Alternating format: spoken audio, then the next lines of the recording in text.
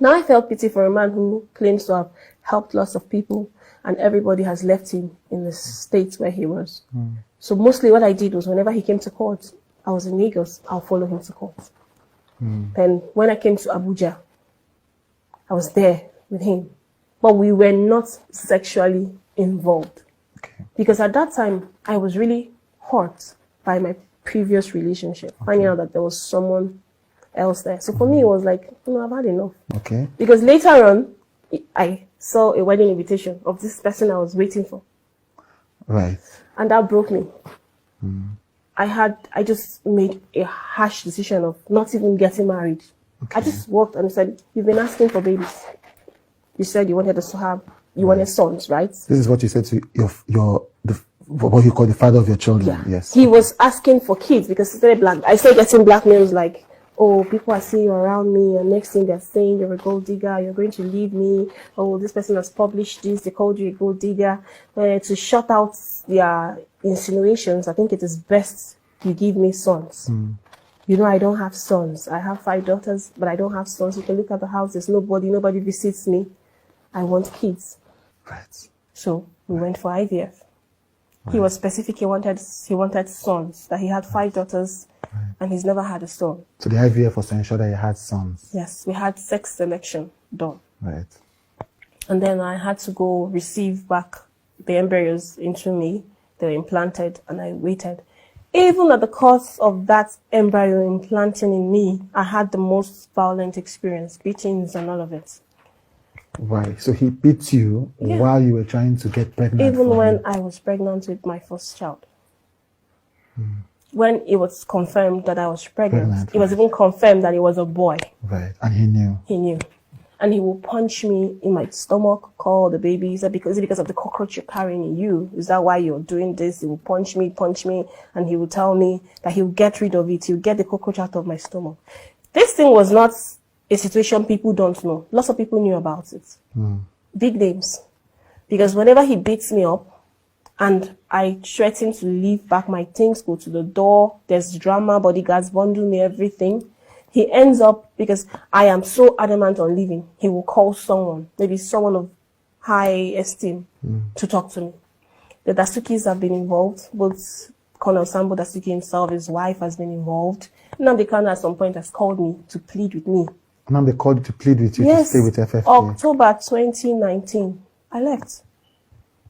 He insulted me openly at a dinner we had in Slick Bay Chinese restaurant here in Abuja. Nnamdi Kanu's lawyer, Ijofo, was present in that meeting. Some journalists were there, and some of my friends were there. They can bear witness to this. He openly insulted me because I was taking pictures with my friends that came, and he wanted me to come and sit by his side. Not as if we're having a conversation, but you told me you were taking me out for dinner, just the two of us. And then I get to the dinner place, lots of people were there. I got a call from late TB Joshua. Yeah, pleading with me to at least come over to Lagos, that he wants to settle the issue. So he pleaded, he told me he's a man of God. He does not like the issues he's hearing, and that he would like peace to reign. I explained, I went on a rant, I was telling him everything, how he started, how he got to this point, how I am done, and he said it's okay, that he wants to sit and have a conversation with me, and that if after the conversation, I still feel strongly about not staying with him, then he will know that he has tried, but that he must do his brother a favor by talking to me as he had asked him to. So he came, picked me from that place, and we went to the airport and flew to Lagos. We were keeping distances. I had my face this way, he had his face that way. We got to Lagos. The first thing he did when we got to Lagos, I think we went to the Judge Hotel, was ask for photos to be taken. Because it's a stock in trade. Whenever there's a fight, there must be a photo to debunk stories. Right, because there have been this story in Sahara Reporters. Yeah. So the first thing he's going to ask is for a picture to debunk stories. That's the first thing he does whenever there's a fight. Next thing, he flips this host. Whatever caused the issue then was that I wanted to go have the kids abroad. I really wanted to have the triplets abroad because it's a triplet pregnancy. I've never experienced it. I felt like my life was on the line because plus the beatings and everything, I had several hospital in and out. So I felt it would have been better to have these kids abroad. So if there's any emergency, I am sure I will be alive. That was my plan. Initially, he said, okay, we would go. Next thing, if I ask him, he will say, no, we can't go. That he doesn't have enough money for that, for me to go and have the kids abroad. Now, when it becomes too much for me, of course I would explode. Like, you know what? I'm tired. This is too much. I can't deal with this anymore. That's it. Oh, you're rude. You're saucy from the part of where you come from. You guys are rude. It's a trait of the Igbos. It's imbued in you guys. That's how you guys are. Blah blah blah. It becomes an insult, and from one thing leads to the other. It's exchange. It's a slap. It's this. It's that. Right. Yeah. So this is not important to personal story, but he is publicly very supportive of Igbo causes. So this is very surprising. Well, he is not inside the house. Right. I would say it's wherever, and he knows, because he would say it's a cultural things with the Igbos that we are rude. That's his word. That we are rude. That it's a cultural thing. That's why we don't have a hierarchy. I heard all of that from him. There's so many things I didn't know about the history of the Igbos that I learned from him. Now, that's the credit, but the kind of words or the way they are phrased were things I couldn't deal with, because I saw him in two different faces. Yeah. In public, you are sympathetic to the Igbo cause. In the house, we are rude, we deserved it, and it's because we don't have a hierarchy. We don't have an order of... Now, even the staff in the house, that you're an Igbo staff is a problem. That's what he says. That Igbo boy, I don't like him. Sack him. You're called by your language. That's Igbo boy. That Igbo driver. That's Zubi is an Igbo boy. You know, things like that. They make me cringe. And I'm like, in public, you're so amazing with the Igbos. Everybody, they adore you. That's why when I have the IPOB boys defending him on his wall, I look at them and I shake my head. I'm like, only if they knew. Only if they knew. Only if they knew. That's what I say at that time, because it wasn't sitting well with me. And of course, they'll tell you, don't wash your dirty millions in public. I won't come to the public and say this is what he's saying and that's what he's doing. So I kept quiet. When you left in August 2020, which is where everything began to fall apart fully. You were not you were not the one that went to the media to announce all of this. I did not announce anything. Really? Yes. That's why it appeared to me like you were the one that came out and talked about it. I'm a very private person. Right. Even when this whole relationship was breaking down, there was a point where I called him. He was flaunting pictures of girls online, putting out stuff. After you had left? Or no, while you were still together? There's no day, there's no month, there's no drama that throws me out of the house. I'll be beaten and thrown out of the house. There's no month that comes without drama. Some people even noticed on my birthday in 2020 that I wasn't smiling. There was a video he put where he read a poem to me.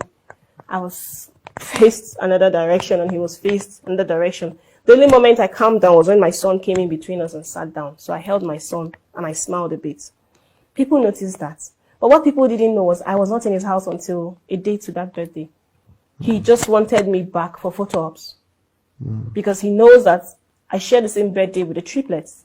And they can't have a birthday without me in the house. So he came, did what he could do, appeased, he asked the PAs and people in the house to ask what I would like for the birthday and all of that, and it was put together. And on that day, I was still not smiling because whatever was the issue between us has not been talked about, has not been settled, and I didn't see the need. I was done. I just wanted to be away. But, okay, play along because you don't want stories in the public realm. You don't want people reasoning and saying stuff. I played along. Now, if I were to be the one spreading these rumors, from day one, I would go to the press. He beats me, he does this. I would have said a lot. But I'm not that person. Not because I want to protect his image or I just believe so many people have issues, but that's not the way to go about it. Right. Coming to the media to say things. I have kids. These are 4 boys. They're going to grow up tomorrow. Is that what I want them to read? Right. So why are you doing this one? I'm doing this one because my kids will still ask me, Mom, what did you do? Our father called you a prostitute. Our father called you this. Our father said this about you. Of course, it's very obvious that the things on the media, he sponsors them because I have I have people screenshot the mails he sent to them with those articles on me and send it back to me. Your husband, you're Yes. alleging that your husband sensed negative, your Yes. ex, the father of your kids, sends negative stories about you directly to media houses. Mommy confronted him on one occasion because they are in all these elite groups, WhatsApp groups. Yeah. He sends these things to those WhatsApp groups. Now, on one occasion, she said, Femi, why are you doing this? He couldn't answer. I said, well, he will tell her later. He will do this. On one occasion, she got upset. She said, if you're not going to explain to me why you do this, stop doing it. That this is the mother of your children. You don't do this to her. It is very wrong. So she took up the fight. She called me. She asked my side of the story. I told her. She said, no, regardless of whatever it is, this is a wrong way. That he should stop sending all these things he sends around about me. So the only reason you believe he's doing this is because you left. Because I don't want to be with him anymore. His ego feels ruptured. That's all. That's all.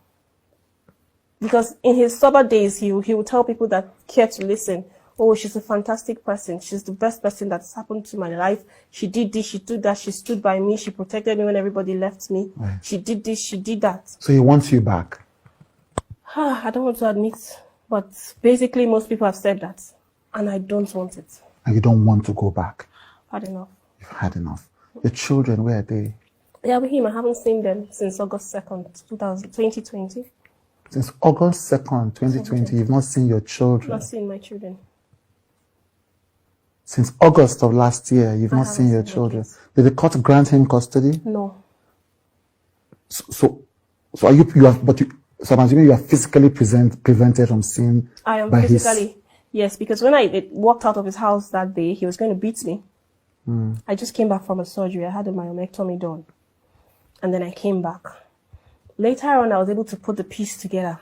There was someone that visited me from the hospital and came home with us that he's had some kind of friction with. I don't know what they were doing. From the conversation he gave to someone else, he said they had some sort of entanglement. But the girl called it an August entanglement. I don't know what that was. But I didn't know they had some sort of friction and that the girl's presence was irritating him. So he stirred a fight. This was last year? Yes. I had a surgery on the 31st of July. Right. And then I got back home on the 2nd.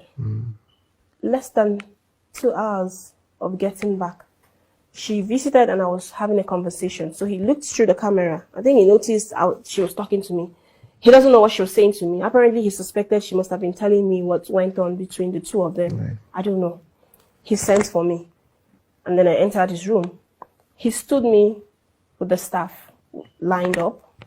And then he complained that some money was missing in his bag when I was in the hospital.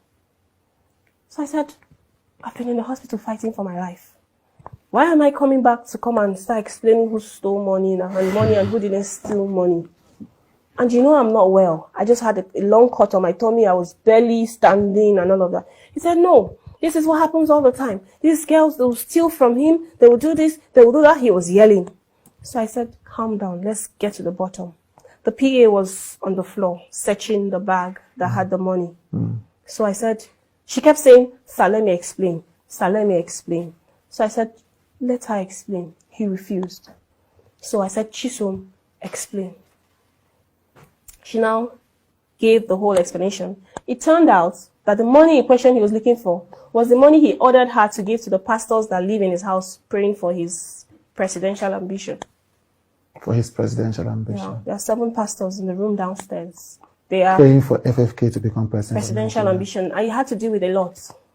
These same pastors are the pastors that wake up in the morning and say, I am Delilah, that he should throw me out. But the Lord says, I am Delilah. I'll be thrown out for the real woman to come and follow him into glory, that I don't support his destiny.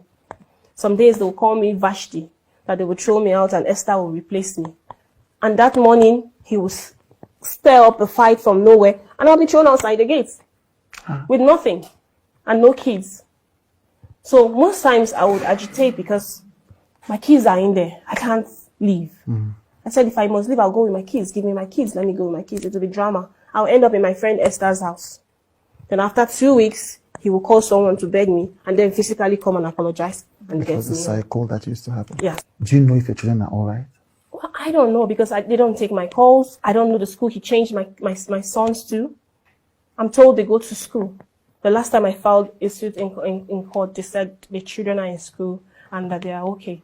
I don't know the school they go to. I don't know who their teachers are. So you know nothing. I don't even know the nannies they are with. Nothing. I have no access to my kids. Okay. 2 last questions. So are you not worried about how he will react to this interview if you... I'm done worrying about what he thinks. I worry about my children and what they're exposed to. I am worried that I don't want to produce sons that would end up with his character traits. That's my major worry. That's a major worry. Yeah.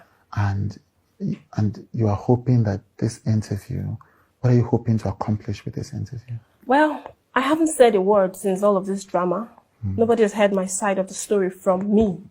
The only things people are privy to are the things I file in court, because those documents are public record documents after they are filed. So most journalists pick them and they share them. Now, a personal interview, I haven't done one. I just intend to state these facts out, especially with the constant intimidation from the police on his behalf. I need to say my side of the story because everybody sees it as, oh, this woman is problematic. She's doing this, she's doing that. I've said nothing. Even the videos that leaked of him and the domestic staff, that was him because my Gmail was hacked. And those things were gotten from my mail. Thank you for sharing this with me. Thank you. Again, these are allegations, but if they are true, I am very sorry for what you're having to go through. Thank you. And I cannot imagine not seeing your children for more than 1 year. Oh, well, their pictures always in my memory, so we had nice times. We played a lot, so I use those moments to console myself and tell myself that it won't be long. I pray you find a resolution so you can see your kids as soon as possible. Thank you. Thank you.